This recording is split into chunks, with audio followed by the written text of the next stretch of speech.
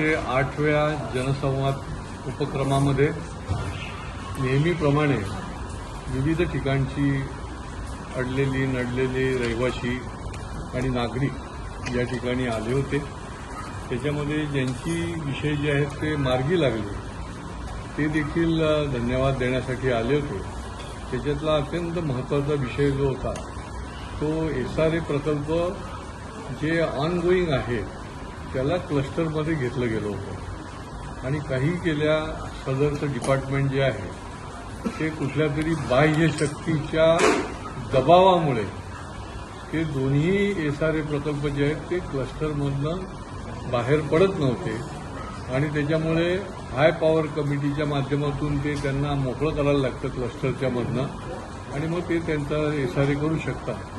तर त्याच्यासंबंधी high power कमिटीशी मी बोललो आणि 2 दिवसामध्ये त्यांना हे दोन्ही प्रकल्प जे आहेत ते SRA क्लस्टरच्या मधनं बाहेर पडले आणि त्याच्यामुळे या नागरिकांना फार मोठा दिलासा मिळाला।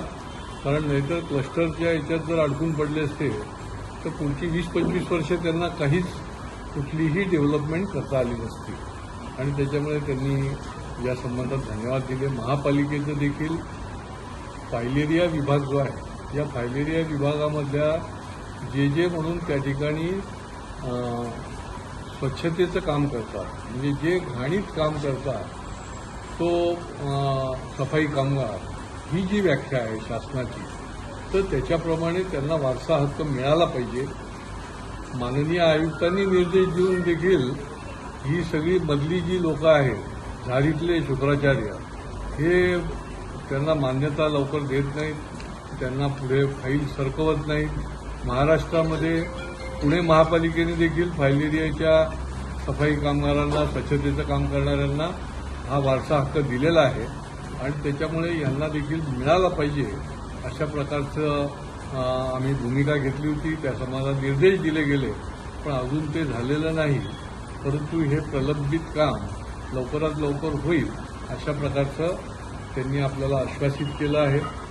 खरं म्हणजे त्यांनी मागच्या बैठकीमध्येच हे करायला पाहिजे होतं पण ते मी म्हटल्याप्रमाणे अनेक अशा प्रकारची प्रकरणं जी आहेत ती हातावेगळी करण्यापेक्षा ती लाल फितीमध्ये टाकण्यामध्येच या प्रशासनाला आनंद वाटतो आणि मग त्यांच्या सातत्याने डोक्यावर बसायला लागतं। पण या जनसंवाद कार्यक्रमाचा हेच उपयोग आहे की शुक्रवारी नाही केलं तर सोमवारी परत मंडळी ते येते आणि सोमवारी नाही केलं तर परत शुक्रवारी येते आणि त्यामुळे आपोआप त्याचा पाठपुरावा होतो आणि काम होतं।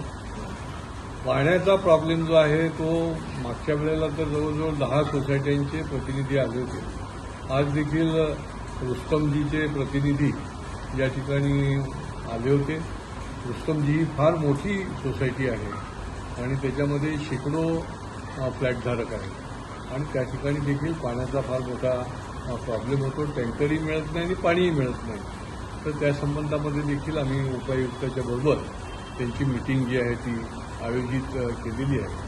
फसवणुकीचे अनेक विषय जे आहेत, नोकरी केली 30 वर्ष काम केलं, मालक जो आहे तो त्यांना पैसे देत नाही, नोकरी केली काम केलं प्रॉव्हिडंट फंड आणि जी काही रक्कम थकबाकी असते ती कंपनीकडनं मिळाली नाही, कंपनी बंद पडली, त्यांना पैसे मिळालेले नाही।